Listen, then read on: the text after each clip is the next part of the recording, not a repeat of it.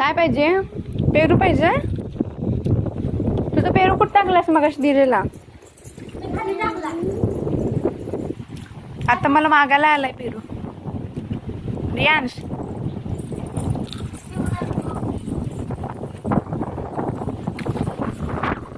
हा पेरू खायला.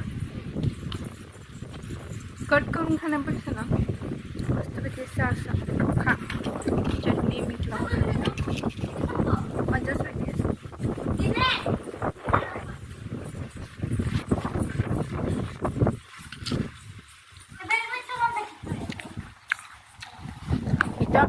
इथं वारानं उडून जाईल खाली. जातं उडून वारा बघा.